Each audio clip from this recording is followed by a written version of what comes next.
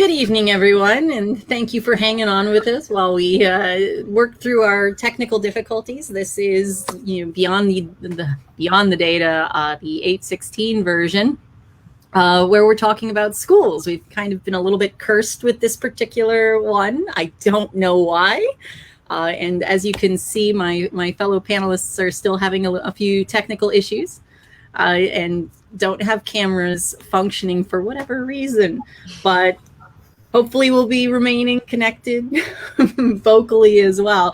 So with us today, we have Tim and Julie O'Keefe from Lake County, and Jen Burr, who we've had on previously. I don't think in this version, but Jen Burr runs it's Ohio Catholic School Parents for Normal School. Normal School. Yep. And you're also involved in the Traditional Education Group. Yep. Ohio Parents for Traditional Education, which has over 10,000 members.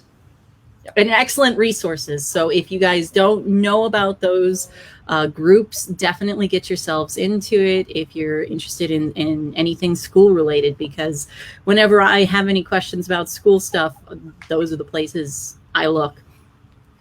So if you would like to introduce our other guests there, Julie and Tim O'Keefe, and how they got involved in this as well. Sure. Well, when I started the Ohio Catholic School Parents for Normal School group, Julie had reached out to me, and she was so passionate and energetic about this that I asked her to help me admin the page that I was creating. And so we've just kind of been bouncing ideas back and forth off each other for the past, almost 15, 16 months. And I know that Tim and Julie have both been very active in their county, Lake County, putting a lot of pressure on their local health department. With some success, kind of goes up and down, but they can kind of tell you about that. Sure. So do you want to talk about what Tim uncovered with the declaration, or do you want to talk about that we attended a really good health board meeting today? So, let's start with the board meeting today, because that really is, in the end, the real fundamental problem we're having here. We're having, in terms of school, now that Governor DeWine has been blocked and ODH has been blocked from implementing a lot of the mandates and restrictions because of SB 22, now it's getting filtered down to it's specifically the school boards that we're dealing with and the health districts. And as far as I've seen in kind of like a superficial way, it sounds like Lake County Health District is actually one of those ones that's willing to work with people and seems to have a little bit more reasonable level of dealing with issues. So I'm curious about that. Well, the commissioner is great, and he's been working with us, and specifically Tim, very responsive, gets right back to us, includes us. And now there's a small group of parents, about 5 or 6 of us, that do weekly calls with him. We just do a conference call every Friday at 11:30, and we just ask them whatever is going on at the moment, because obviously things are changing every week. But from that standpoint, it's been great. The board, on the other hand, it's the board. So we had a really good meeting today. There's been several groups that have been started on Facebook, Willoughby Eastlake, Parents Against Masks. There's another group in Menor. So I reached out to both of those admins and said, why don't we fight this together instead of having separate cities fighting? We'll fight at the county level. So she created a new page, went up and running a few days ago, and all those members joined on to the Lake County Stands for Freedom page, I believe it's called. And so we did a big invite for this health district meeting today, and we probably had 60 people, maybe plus, show up. They had to put us in 2 rooms because there were so many people at the health district, and we had about 25 people who spoke, against protocols, specifically masks and vaccinations. There was 4 that spoke in favor of it. So we had a great showing. It gave us hope today. We had to leave at 5 o'clock. It started at 3, which it was at an odd time, so it was hard for people to get to, and it was still packed. And it was just one after the next. People just giving their personal stories of how the protocols have impacted their kids negatively. 2 people were actually in tears. It was really, really, really good. And, you know, they had to take notice of that. So the way they left it though is they never voted today on anything. So supposedly I'm hearing two things. Either they're going to have another meeting in 72 hours, or they're going to post a new meeting, or they're going to vote in 72 hours on what they're going to do. So I guess that leads us to the, you know, a good segue into what Tim found with, you know, trying to see if there's a way we can handcuff the health district. So I'll turn it over to you. Good evening, ladies. Tim O'Keefe. And, you know, for some time now, what has been on my mind is, you know, what will allow legally our county health district to produce school protocols. Surely there's got to be a tripwire. There's got to be conditions that must be met. They just can't be, you know, producing school protocols willy-nilly, etc. And so, to make a long story short, I finally, you know, came across a fella who was quite familiar with the Ohio Revised Code. In fact, he told me, in my opinion, Tim, I know the Ohio Revised Code better than most. And so we're chatting away, and I let him know what I was interested in the topic. And he said, "Well, is Lake County a chartered county or not?" I said, I have no idea. He checked it out and said, "Well, you are in a non-chartered county." He said, "Therefore, your county commissioners signed a resolution declaring a state of emergency due to COVID-19 in Lake County, Ohio."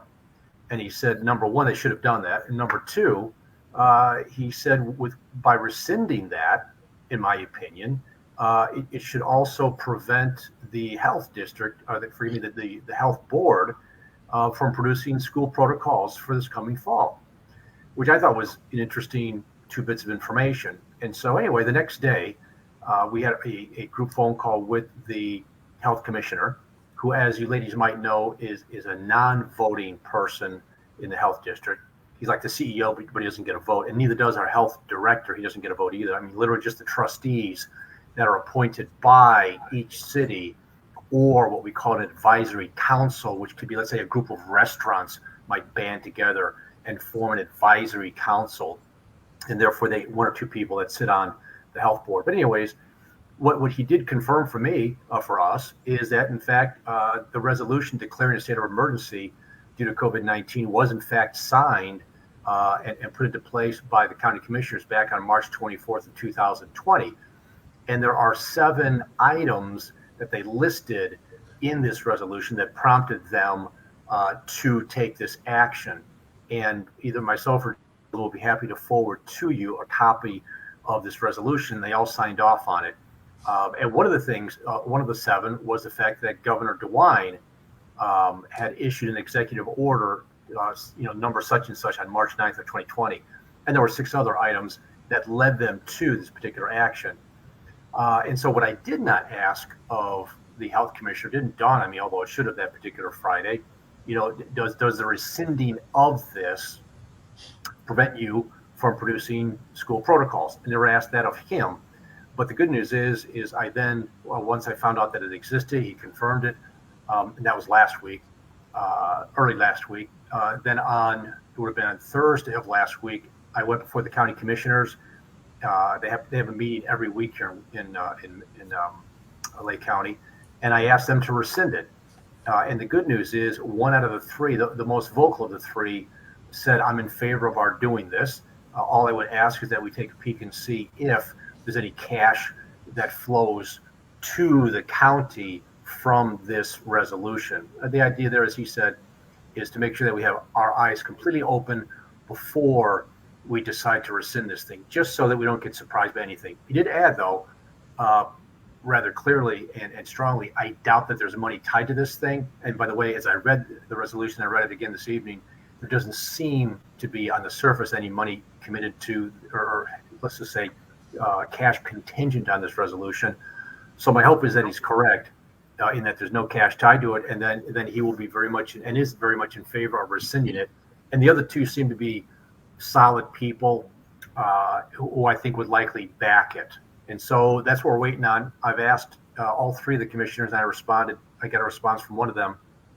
I asked all 3 of them to please make me aware of the moment they get and actually get me a copy of the notification from the county employee that's in charge of producing information, if or not there's cash tied to this. I said I want a copy of that notification, and I was assured that I would get it, and then from there just move it forward. And what I'm also going to do, if I might add, is beyond this fellow that bird dog this point for me, is begin to check with others to see if the rescinding of this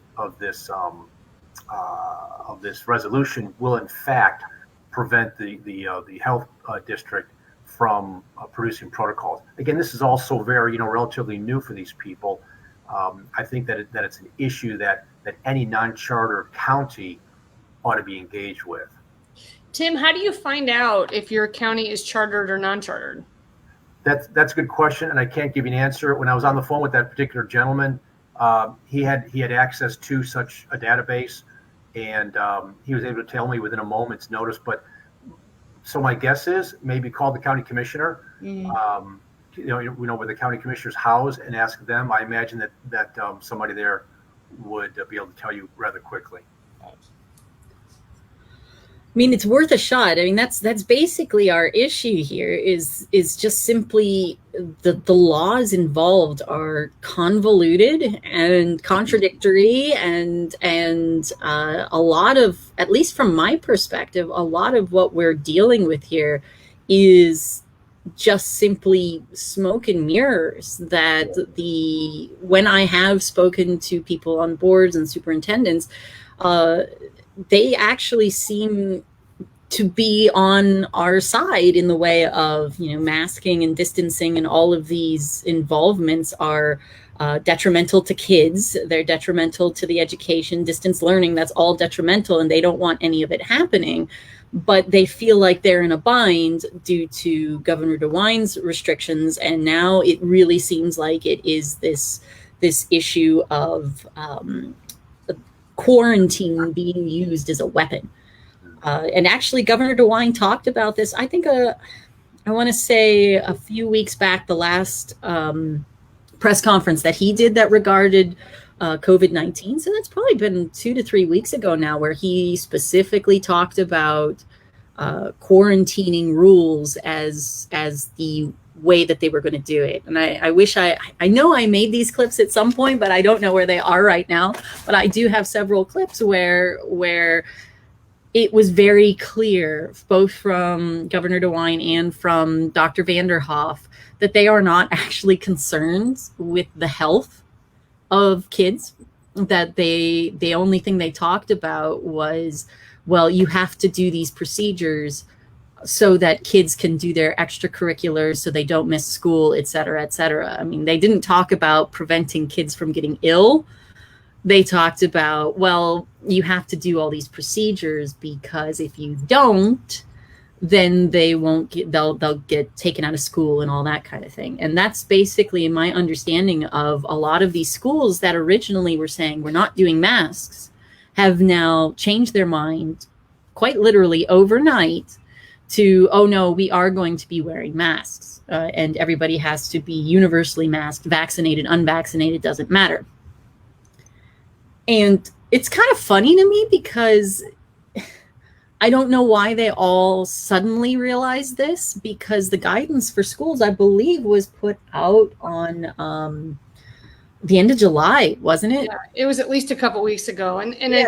And the funny thing is so I maintain on the traditional education group, I maintain just a simple Google Doc of the districts and schools that have announced masks optional. And just in the past week, we've had so many districts flipping from optional to, masks required. Some of them are for K to 12, or pre-K through 12, and some, like the district that I live in, is K through 6. Yeah. So you can kind of start to see a little bit of, the discrimination going on with who can have the vaccine and who hasn't had it. So these kids have to mask, which is unfortunate because as we know, the youngest of our society really aren't at great risk for COVID. But yes, it's seemingly overnight. And it's just, I think it's got parents kind of in a tailspin because they had school starting this week and last week and next week. And so now all of a sudden They were prepared to send their kids without masks, and now all of a sudden they have to. And they have to send them with masks or decide to homeschool, right, or whatever, or figure out, is there a charter school or a private school in their monetary range in order to send them without masks in the works. I mean, quite frankly, this is how they operate. This is how they've operated the last year and a half. And it's feeling like a manipulation to get people to get the vaccine for their kids. Yes. And, because they're holding sports over their head. And now with that new quarantine policy, if your child is unmasked or unvaccinated, that kid automatically has to quarantine due to quote unquote exposure. We should actually walk through this flow chart, because in the end, this flow chart is the reason why schools are masking. Yep. This is it. This is the only reason that schools are masking. Yep. There's nothing else. There's no mandates. There's no nothing. This is imposed upon the schools as a threat from the local health districts about quarantining and what will happen and how they will enforce it, essentially. And I want to point out too, I mean, it says this chart can help guide quarantine decisions. Contact should follow normal quarantine procedures. These are all shoulds. These are not mandates. Yes. And so, I think what's frustrating for parents is, they go to their school and they say, well, these quarantine procedures are ridiculous. And they say, well, this is from the ODH. We have to follow this. And you go to the ODH or the local health department, and they say, well, they're just recommendations. We're leaving it up to the schools, as Governor DeWine said. So now you're just kind of stuck in a circle, and you're going round and around and around, chasing your tail, and you don't know who is actually responsible for the decision, when we know it's actually up to the schools. And we just need the schools to step up and say, we're not going to follow this insane guidance. This is not healthy for kids. I mean, this is one thing I actually am not. I am not a legal person. No, I am a me data person.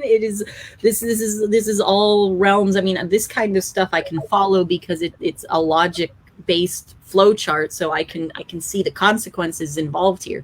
The problem is the laws don't have to make sense, unfortunately. And the one thing about this, when I look at this flow chart, what would break the cycle is, what are the legalities involved in deciding quarantine? Who gets to decide who must be quarantined? What is the definition of quarantine? I mean, what's the definition of contact? Because now they've changed it from close exposure to direct contact. So now, is there somewhere in the ORC that this is defined? Yeah. I had looked it up at some point early on. What is it? It's 3701, I believe. Okay. Yeah. At a year ago now.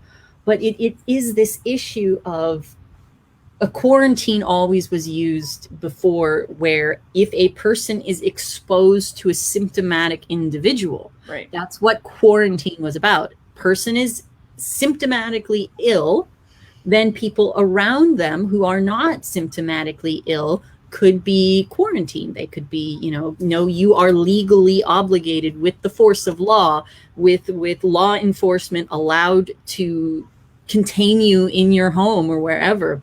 That is, as I understand it, has the force of law.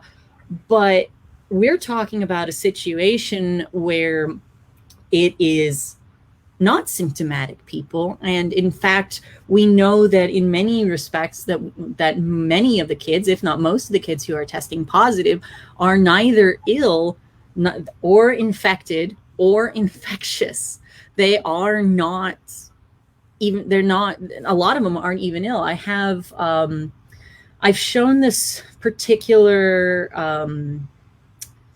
notice before, this warning before, from the FDA. It's been out there. I mean, it's been out there since November of last year, a warning to people who are using antigens tests as their screening test, which a lot of kids are being tested with antigen tests. Those are the rapid 15-minute tests.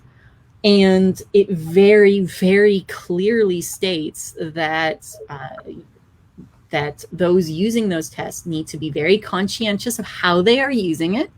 They should not be used on asymptomatic individuals, at least not, you can use it on asymptomatic individuals if you use it as a screening tool, but it is non-diagnostic in asymptomatic people. And the manufacturers themselves say also it has to be done within either 3 to 5 days or 5 to 7 days after symptom onset, or the results are not valid for diagnostic purposes. And so in this particular document, it also talks about the positive predictive value. Mm-hmm. And the positive predictive value is very important and completely overlooked. I've talked about this before, but like last year, and I should probably talk about it again. But with the positive predictive value, when you have very, very little disease or infections in your community, there be more and more as a proportion of those positives become false positives. Again, this is an FDA document right here, and they do a great job of describing what we're talking about, what the levels we're talking about. So they even give these beautiful examples where we have an example with a test of 98% specificity. That's the ability that a positive is a positive. 98% is pretty high. That's probably pretty reasonable for our antigen tests. That's not unreasonable that they're that specific. They're that good at identifying false positives and stuff, not having false positives. But what we're seeing here is just 98% specificity, so quite good. If you have 10% prevalence, if you have 10% of the population ill with this particular virus, we're talking about a positivity of 10% or more. What they're showing here is that 20% of the positives that come out are false positives. So we're talking a very high prevalence and a high specificity, and already 1 out of 5 is going to be a false positive. And then they move on to even smaller numbers here, where if you have, they have this one here, the same test, sales 98% positivity, would have a positive predictive value of 30% if there were only a prevalence of 1%, which is probably actually we're probably below 1% prevalence at this point. So we're talking about only 30% of individuals who test positive on these antigen tests would actually be infected at the time. Catherine, correct me if I'm wrong, but didn't at the end of this past school year, didn't they say that they were shipping a bunch of these antigen tests to schools? Yes. It was the antigen test, correct? Yes, it was the antigen. It was the Abbott Binax Now. Yep. Carrie Benton had some great stories about how that went down. She got to experience just how quality these things were. I don't know where exact. I think it was a school situation where I think a college situation specifically, where they delivered the package of these Binax Now tests to the facility, and they put it in the boiler room, and they delivered it on the weekend. So they were found after a few days after sitting in the boiler room. And of course, heat will mess with its ability to have accurate results. Oh no. And so these are, and just the sloppiness, it's awful. I mean, and they specifically sent it out to schools. I don't remember when that happened, but it was late last year. Late in the school year kind of thing. And we're also talking about this graph I put on my daily numbers, and I know I haven't really explained it particularly well, but keep in mind what I was just saying there, where you have a low prevalence, which is where we are. We are at a low prevalence. There are not many people who are testing positive right now, or there's not a lot of the disease out there. Yes, our cases are increasing, but it's a minuscule amount of our population that is infected. So our prevalence is really low. So our positive predictive value, that is the number of positive tests that actually represent an illness. And that's only in cases where it's being used appropriately, which we know they're not being used appropriately because they're being used on asymptomatic people. And so that's what this graph is kind of showing here. We have the shaded green area is the number of our cases that are probable, and the vast majority of our probable cases are antigen positives with or without symptoms. So the top line here is our total cases, and the bottom shaded area is the number of those cases that are antigen positives with or without symptoms, because we're not allowed to know whether or not those positives have symptoms or not. And of course, as far as I understand, most of the school tests that are given are antigen tests. Right. Is this correct? Yes, that's what I have understood as well. Yeah, unless I think if people request specifically a PCR test. Right. But I believe most of them are these antigen positives. So that's what we're dealing with in terms of those numbers. But if we go back to our flow chart, and again look at it in terms of why are our schools changing what they are doing in terms of masks. And again, this particular flow chart is the reason, the only reason. Yeah, I've been told that, the superintendents and the school boards, they want to keep kids in school, which I understand. We had a lot of kids out last year. But, from looking at your graphs of the kids that are in the hospital versus the number of cases, and also in the mild, very kind of tame research that I did last fall during flu season, the quarantine numbers were really high, but the case numbers in the schools were really low. And you didn't see those corresponding jumps in the cases after the quarantines. It was just these kids got quarantined, they never got sick.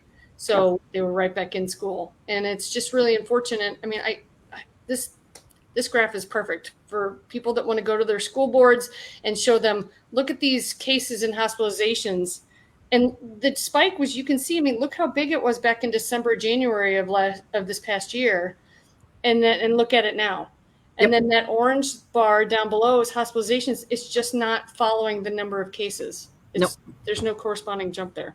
Yeah, and not only that, again, this situation here, I described on last night's Beyond the Data as well, where you see this really sharp jump in the number of cases. It's vertical. That's not how cases work. That's not how epidemics work. They do not. There's a curve to it. There's a shape to it. It does not do this boom up out of nowhere sharp edge. And the important thing to understand historically about what happens to create this sharp edge is November 1st. November 1st was the date so last year in the fall, I don't know how many people remember this, but there was a dump of cases all of a sudden because they had a backlog of antigen tests, because what they were doing last summer, at the end of summer, early fall, was they bought all these antigen tests, millions of them, and they started using them, and they were officially supposed to call whoever gave the test and make sure that not only was it a positive antigen test, but the individual was symptomatic or had close contact with somebody who was symptomatically sick or tested positive with a PCR test, which is the right way to go about it. I mean, the right way to go about it would be to have a confirmatory PCR test done within 48 hours, and then it could also be real.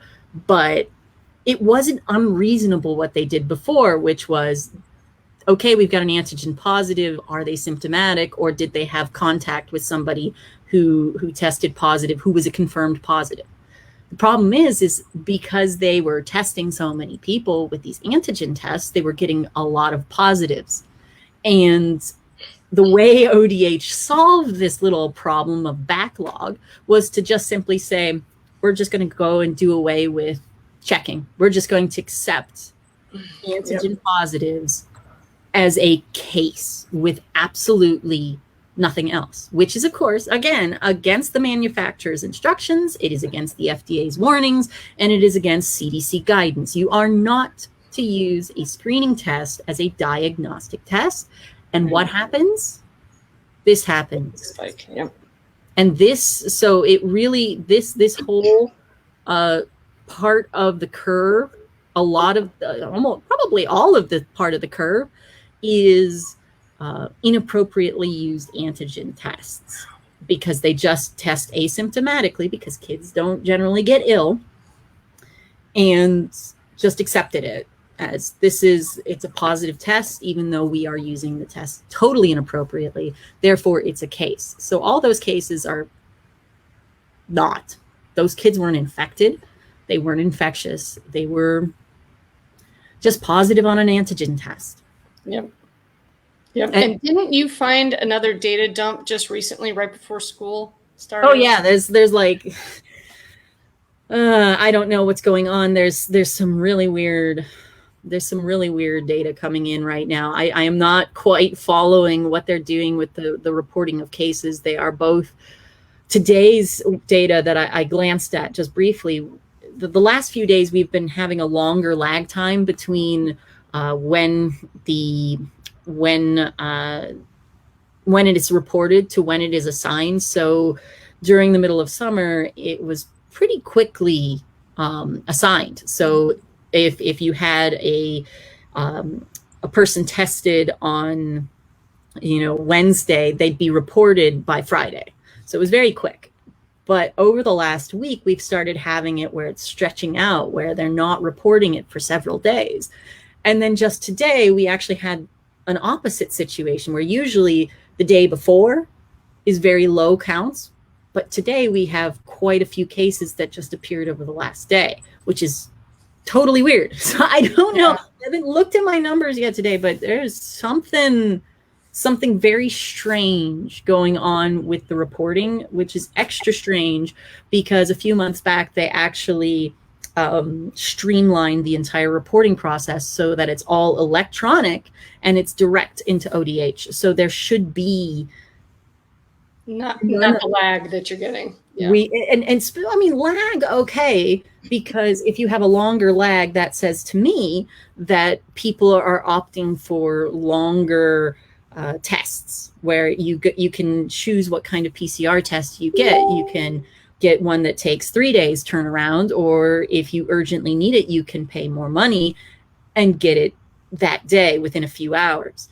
So obviously, if you're in a hospital and it makes a difference whether you're positive or not, they're going to use the more rapid, more expensive tests. While if you are somebody who needs to take this test because you're moving into college, right, or you have a situation where you're getting tested to go to do school sports, you don't care how long it takes because, okay, if it takes 3 days, so what? It's just a box that you need to check. So I'm pretty sure a lot of that is happening right now, but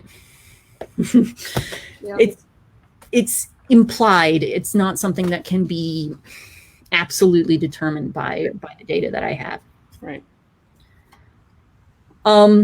Yeah, we should probably go back again to this one. Yeah, sorry, we keep getting off track.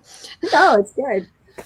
Because it is important to understand how all these things are. Oh, actually, before we get on to this, one thing with this particular, for those who might want to take this particular data to their school boards or whoever else has this kind of power to make a difference, to fully understand this particular graph and what its significance is these are the 0 to 19-year-old kids. Right. And we can see these massive numbers of cases, but hospitalizations remain flat, even in this time frame where you have these massive number of cases.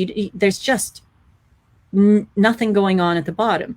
Now, if these were genuine illnesses, we would expect to see kind of the same shape involved. There should be the same proportion of significantly ill hospitalized kids as there are cases. if you're ill, some number will be really ill. Right. And we can see that in our, this one is the 70 to 79-year-old group. This is what it should look like. And again, the blue is cases, and the scale bar is on the left-hand side, and which is 10 times higher than the scale bar for hospitalizations and deaths, which is on the right-hand side. So no, there aren't the same number of cases. It's hospitalizations. It's 10 times higher. But if I didn't have them on different scales, you wouldn't be able to see deaths and hospitalizations. The important part of it all is that all three of these things follow each other very nicely. Mm-hmm. See, when cases rise, hospitalizations rise, deaths rise, except for down here at the end here where deaths just stay low. But that's a different story. This situation is what we should see if we are looking at symptomatic illness. This is what we see when we are not testing people who are symptomatic. We're just mass testing everyone. And since they're kids, they don't have a choice in the matter. You want to play sports, you want to go the 18, 19-year-olds who are in college, you just get tested. You don't have a choice in the matter. And so that's what we're seeing here. So I hope that makes sense to people who want to take this stuff to their school boards and stuff. Yes. So in answer to this question, this is directly from ODH. This is, you can get this data straight from their, the CSV file, the coronavirus at coronavirus.ohio.gov. It is the basic file. This is not anything that I have people collecting day to day, which vanishes every single day. No, you can go right now to the CSV file. Actually, I did actually have this up here. It does take a little bit of a small amount of Excel skill, but it's really not complicated to do. Well, ODH too, while you're doing that, Catherine, ODH has a tab on their site that you can actually see. It says schools and children, and you can go to children, and it brings up cases, hospitalizations, and deaths. And I looked earlier today, and I think throughout the whole state of Ohio, if I'm reading it properly, because you have to hover your mouse over the bar, and it'll tell you the number. It said 19. So 19 kids under the age of 18 are hospitalized in the entire state of Ohio right now. Does that sound right to you? Sounds about right. Okay. The Ohio Hospital Association also has, and also this is with, not from COVID-19. Correct. So it's always the way they are. So yeah. I see current week admissions on the Ohio Hospital Association. So full week, age 0 to 17 is 37 for a full week. So we're not talking about huge numbers.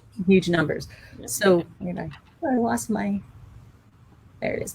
So this is when you go to coronavirus.ohio.gov and you go to the overview page, which I can go to in a little bit here. You can download the data, and it says CSV file. And when you open up that CSV file, this is what it looks like. And so you have the county on the far left, you have the sex, if you know the sex, because there's a lot of unknown sex going on here, which is always fascinating to me. And then you have the age ranges, and then you have onset date, admission date, if they are admitted to the hospital.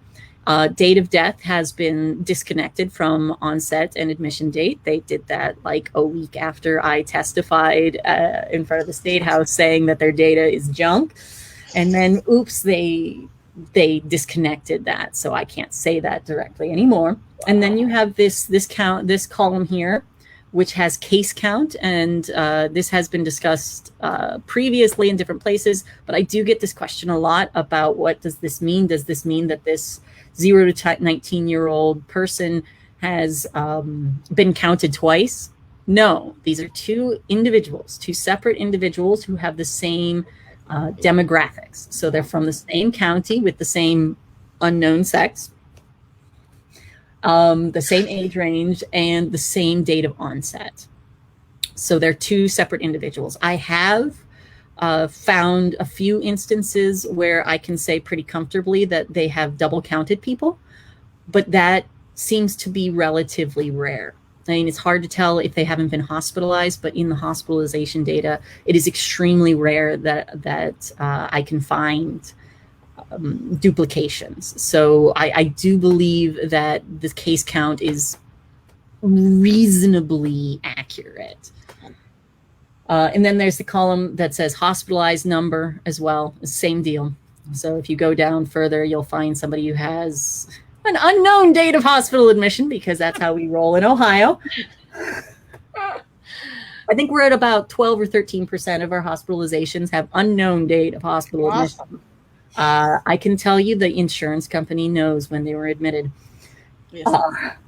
But yeah, so that's what the overall file looks like. So if you wanted to do something like I had shown before, the graph that I showed before, you would go to your sort and filter. I have a Mac here, so I don't know if there's other funky stuff going on with how you do it on a PC. And of course, it's not showing my little drop-down menu, but when I do click on this, I get a little drop-down menu, and you would choose custom sort.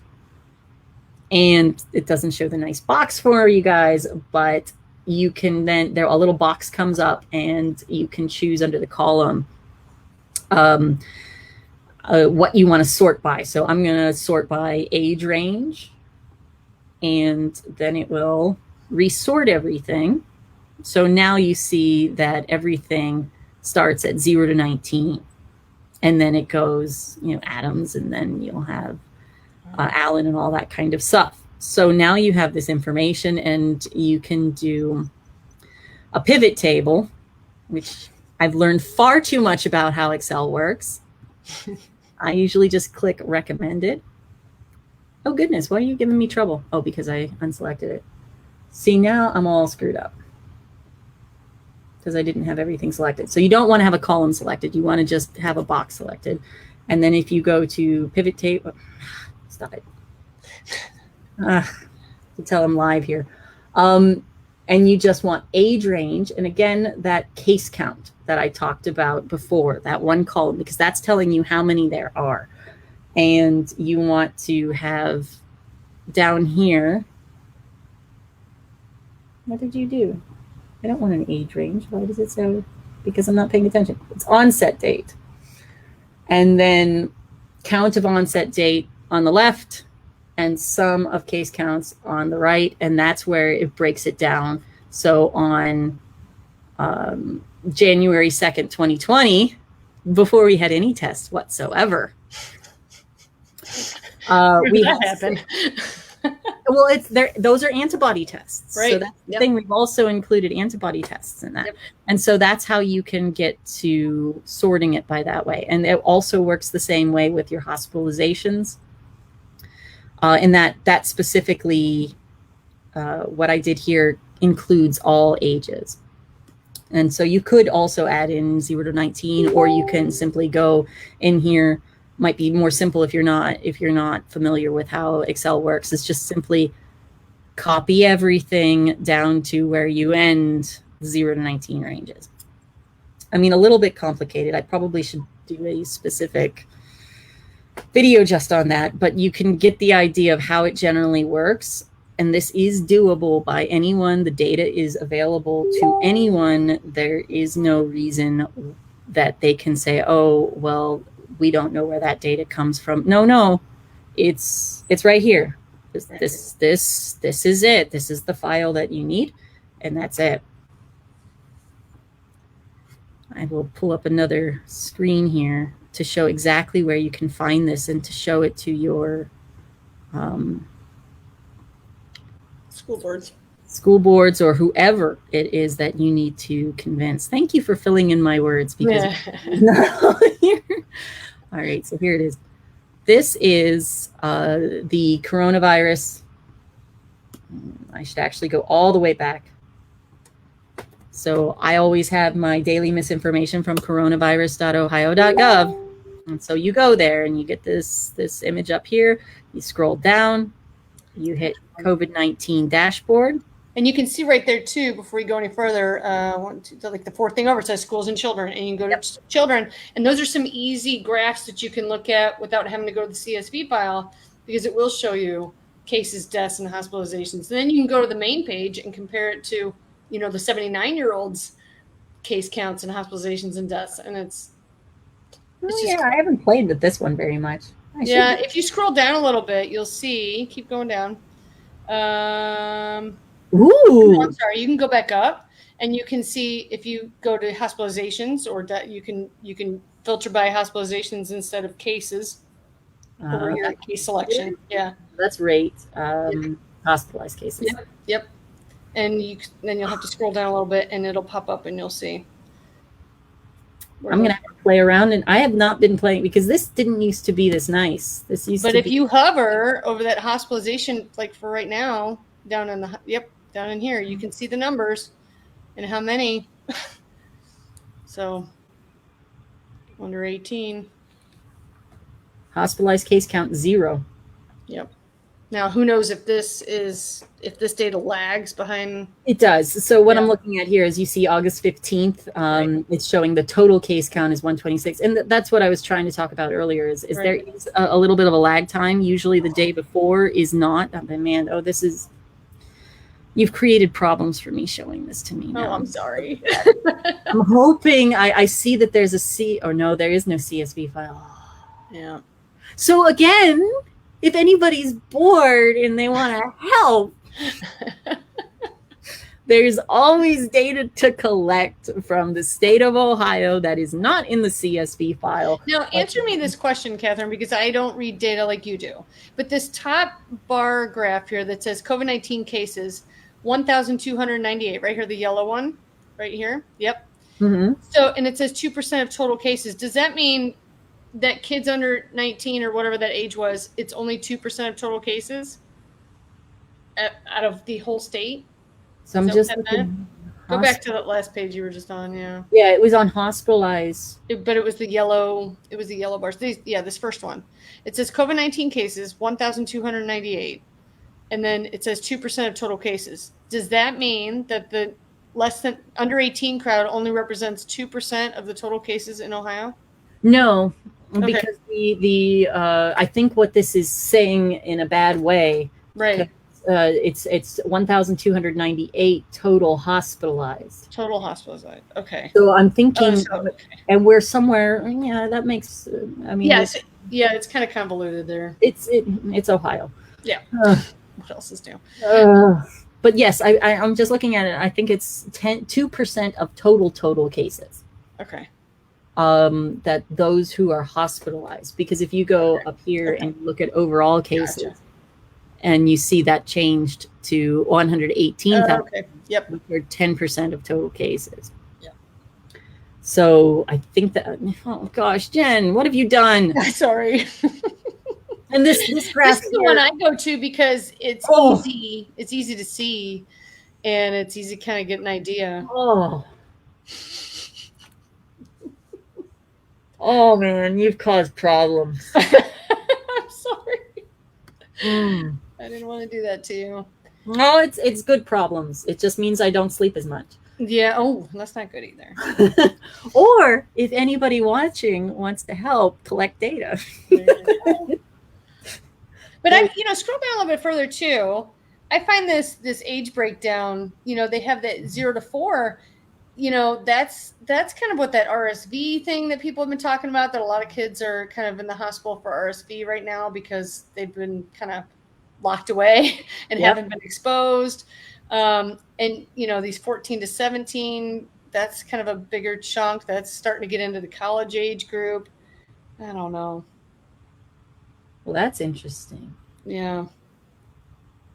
Interesting. All right. So that I'm gonna have to chew on that one. Thanks a lot, Jen. You're welcome. Sorry.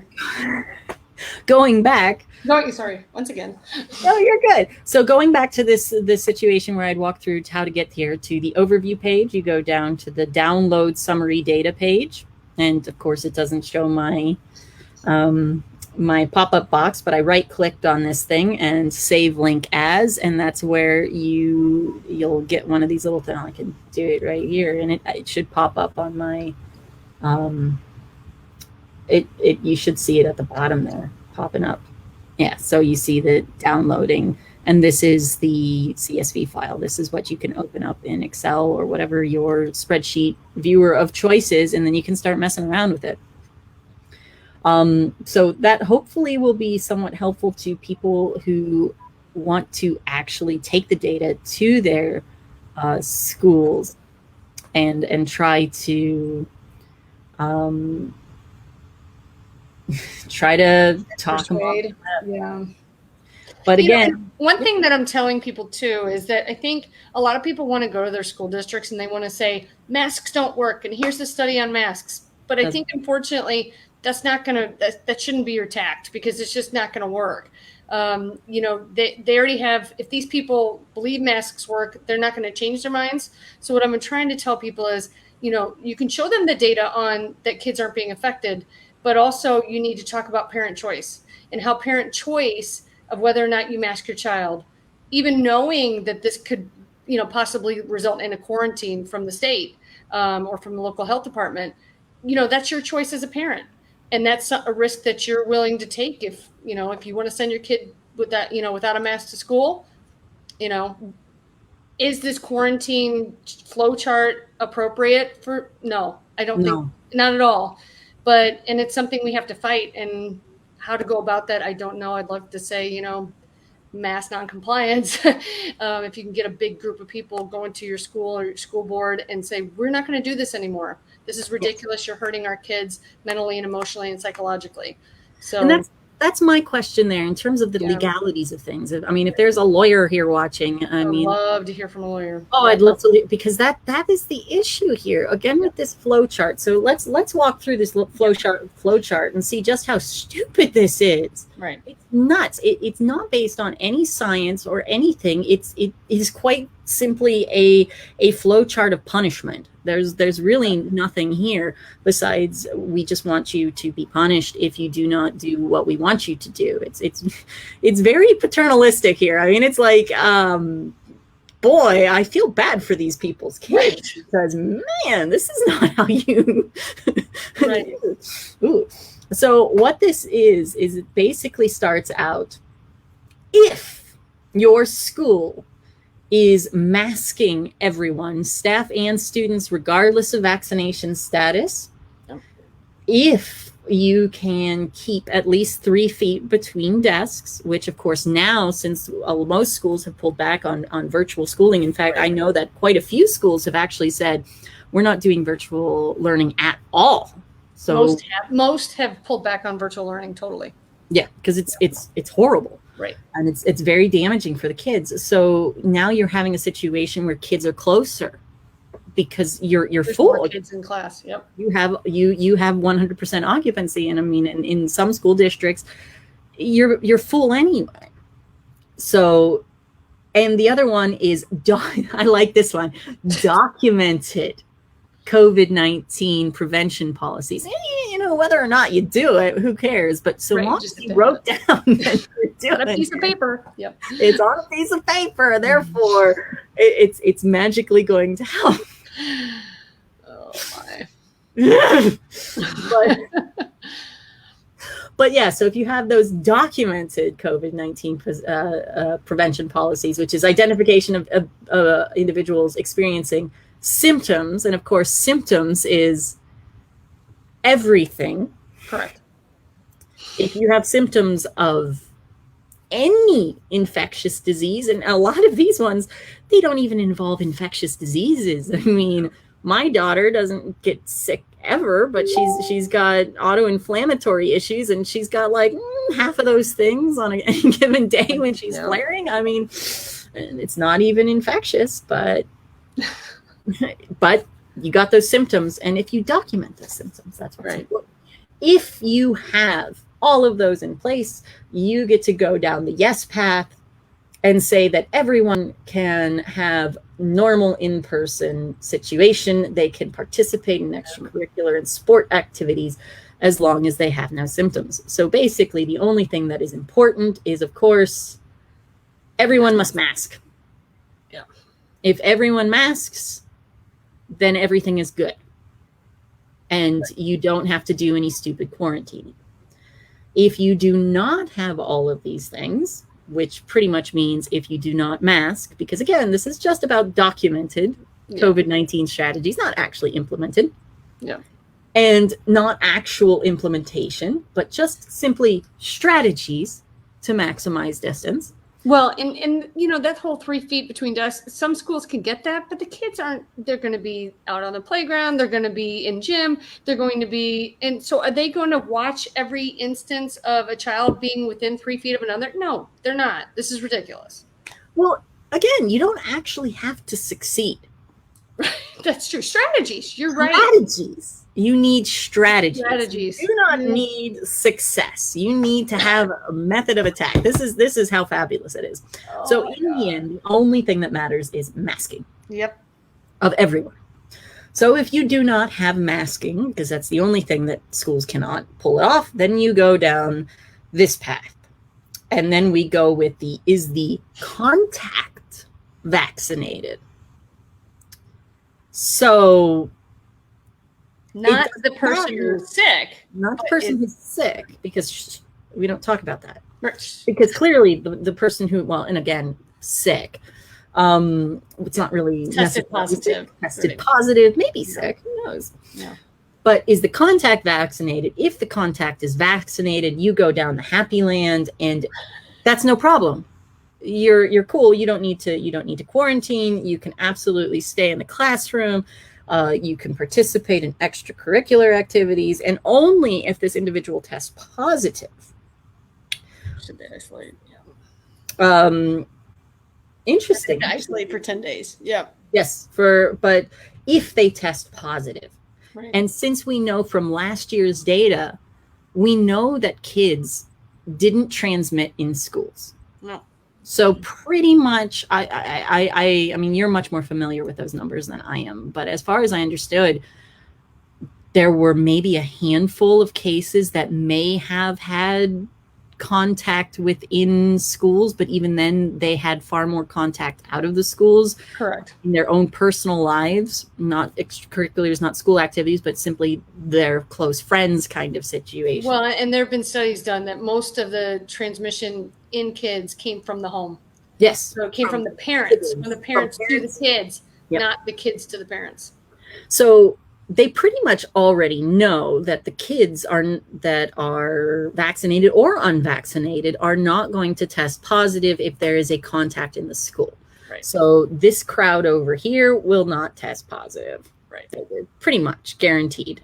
Highly unlikely that they would. So if you are vaccinated, you get a pass. You get to live your life as normal, not get taken out of school. But if the contact is not vaccinated, then the only thing that matters is the mask. Right. If that person consistently wore a mask, then everything's cool. It doesn't matter. You're all good. You can go along with your life and everything is good. You have to continue to wear a mask, which, of course, if you were consistently wearing a mask, you're going to continue to wear a mask and nothing changes. Right. And again, normal in-classroom setting, extracurriculars, sports settings.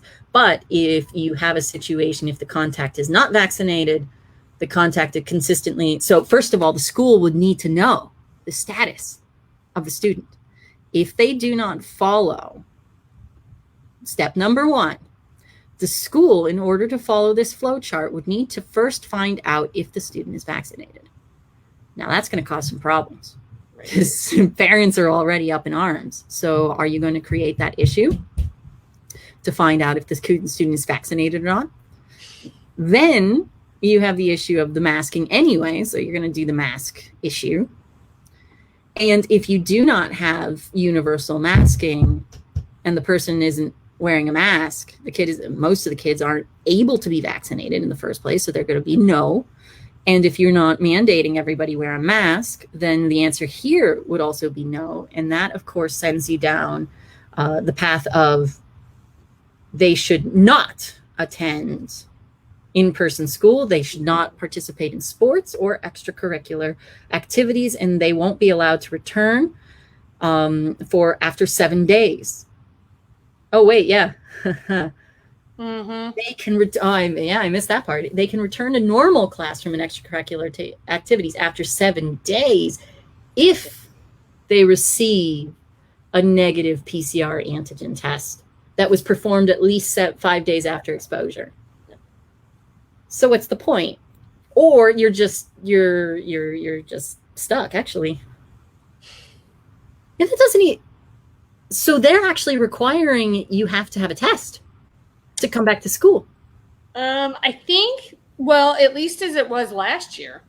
Now, it doesn't say it here. You're right. It doesn't say it here. But I mean, as it was last year, if you chose not to test, you had to wait the 10 days or the full 14. I'm not sure which. Yeah. So I don't know that maybe they just didn't put that in there and they're assuming everyone's going to go ahead and take a test. No. Or if they're actually, I mean, none of this is required because it doesn't say, it says contact should. It does not and say they are not allowed must. to. Because of SB 22, they are not allowed to enforce this. Right. That is another key thing. The only question legally that I just don't know is the power of the quarantine with local health departments, because Right. that is codified in some way in the Ohio Revised Code. It's just that it's not. But it's always been a person who's sick, correct? Yes. Not a person who may have come into contact with somebody who tested positive.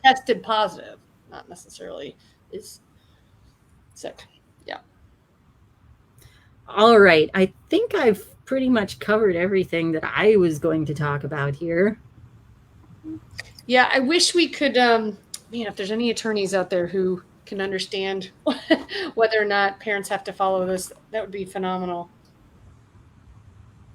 And the other thing I would be saying is, if anybody within the sound of my voice has had any success dealing with their school districts or what trigger points work, because, we have over 600 school districts in the state, and there are some school districts that are really strong and forceful and very, they taking a strong stand.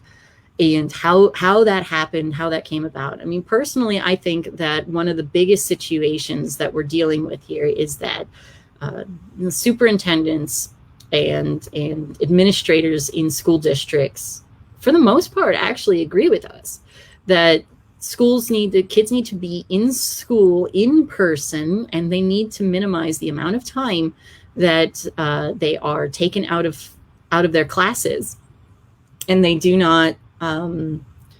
They need that. They need to be in school, and whatever they can do to keep the kids in school, they'll do. And they have the problem that they have the Karens who are screaming for masks and very loud and very aggressive about it. And they can cite official groups and authorities, CCC and AAP and everybody else. Yep. ODH and governor, and say all those things, even if they don't make any sense whatsoever. Right. But they are officials. And on our side of things, I think the best way to go about it and to approach it is to make sure that you are not antagonistic with your school boards. And even though sometimes it would be very gratifying to be very antagonistic, but I think a lot of the school boards and superintendents and the like need the rational parents to stand very rationally, very calmly, very reasonably together and be their support structure. Yes. Because if they're going to try and fight the health department on this crazy setup, they need to have that. They need to have the support of their constituents, and to know that it isn't just the crazy Karens out there, but actually a lot of their parents are willing to stand up and speak. Yes, and I was hearing just a few weeks ago, and I kind of posted this in the groups, is that I was hearing from school board members and also principals and other people that were saying, we're hearing more from the people who are demanding masks. Yeah. And I think a lot of people, we had this normal summer, our kids were happy. We felt like, hey, we're good. We're going to be back to normal. And I think people just kind of felt like we were going to coast through, and we need to speak up. And it does need to be respectful, and it does need to be positive and say, I can support you in this. This is how I can support you. Here's data. I will continue to support you in this decision to promote parent choice in this matter. But yeah, and another thing I have about this too is all last year we heard, I wear this mask for you, right? I wear this mask for other people. Well, if the contact was not wearing a mask, what does it matter? If the person who maybe tested positive shouldn't that come into the flow chart? Because all of a sudden now it's, I have to wear a mask to protect me. Well, when did that come into play? I always remembered it being, I wear this mask for you. This mask protects others, not yourself. No, they just And we know this changes based upon what argument they want to be making. Exactly. Stop with the logic. Yeah. Stop with that logic. It does not work. Yep. No thinking. Stop that. Sorry. My brain got ahead of me. Logic free zone. Yeah. But I recommend people go to their school boards and their local health departments. And, like Tim O'Keefe and Julie O'Keefe were saying, go and ask, is our county state of emergency still in place, and why? Because the state of emergency for the entire state is gone. So why do we have this local state of emergency? And what will that do if that's removed? You've got to put the pressure on the health departments, because the local health departments are also saying to the schools, you got to follow this. Yep. Though it's fascinating there. I have come across several different health departments as well. I mean, you might have a good health department as well. Like County has a good health commissioner, and Yep. there are a couple other counties that have the health district that I mean I've had contact with where they are really reasonable. I honestly think that not a lot of them, but some of the ones really think it's as ridiculous as we do. Where for one of the more recent ones I came across was Mercer County, and they're pretty interesting because they also have the exact same questions that we have in terms of, Right. Well, we have vaccinated people who are testing positive, Right. that have breakthrough cases. They're Yeah. not hospitalized, but this is an important thing for us to know. This is something that we, as your local health district, think that the community should understand. So they're actually tracking any case where they know that the individual was vaccinated already. First of all, you have to get them tested. Yeah. So, which is hard to do in the first place. But when they do become aware of people who get COVID, test positive COVID, and they are vaccinated, they report it. And it was fascinating reading their Facebook page and the comments in there where somebody was like, oh, so why are they not, why is the state not doing this? Because I think they had a situation where they had 8 confirmed and 6 probable cases of breakthrough, and only 1 hospitalization. So therefore ODH was only counting the 1. Wow. So you have, 15 cases or 14. I'm not sure. I'd assume at 14 because only 1 was hospitalized. The state of Ohio says there's only 1 breakthrough. Because that's the only one that was hospitalized. Because that was hospitalized. But they're they're actually out there saying, yeah, that's not how you should do things. No. And what county is that? You said Mercer? Mercer. Okay. And it was actually last October that they also had a little tiff with ODH because they had a situation at a nursing home in Mercer County where they had an issue where they did the routine testing, and I believe it was like 25 employees tested positive all at once with no symptoms, and they're like, whoa, this doesn't make sense. Whoa. So they went so they were like, whoa, this doesn't make any sense at all. They found out that the lab doing it was not doing it right. They did it improperly, and they did the tests all over again, and they found that 24 out of the 25 were false positives, that they didn't test positive again. And so they didn't think anything of it. They said, oh, okay, so those were false positives. It was an error in the testing, and those aren't cases. ODH refused to remove them from the CSV file. Oh my goodness. this is all in the newspaper and everything. So there are some decent health departments out there.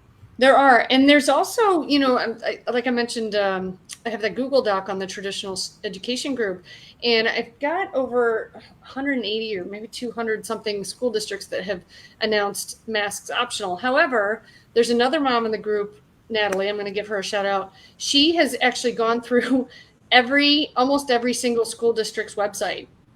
So she's done this on her own time and has found over 400 out of the, how many, 600, is it 611 or 688 or something like that? 600 something in the state. So the vast majority, by a long shot, have said masks optional for the kids. So if your school district is flipping right now, or if your Catholic school, your private school is considering masking, you need to get with them and say, look, there's a lot of districts in this state that are not going to be masking their kids. And, if you have to pull your kids out, go for it. If you have to homeschool, go for it. Whatever you feel is the right tact for you, but don't let them bully you and say, everybody's doing this. It's not right. That's not true. All right. So, did you see any comments that you wanted to answer there? I'm terrible at. I did not. Yeah. Sorry, I was in full screen mode, so I'm not. I'm just hiding from me here, Jen. Yeah. I know how it is. You don't want to be seen with me. Oh gosh, I didn't know those were there. Look at that. Those are great. Hi, Jeffrey, Josiah. All right, so thank you everyone for joining us. Hopefully you found some helpful information here. And again, if anybody does know a lawyer that knows how to interpret the ORC and who does what, I'd love to hear from them. Or if anybody finds a way that gets their board acting in a rational manner. Well, and Tim and Julie mentioned that they have that lawyer who kind of knows the ORC, so maybe we need to tap into him and see what he can kind of dig out for us. Somebody with more brain power than me, because I'm done. Well, I'm overwhelmed. Brain power. overwhelmed. You're just in the numbers. And I just got there's no space left. I can't handle anymore. I'm done. Yep. All right. So good night, everyone. Thank you for joining us.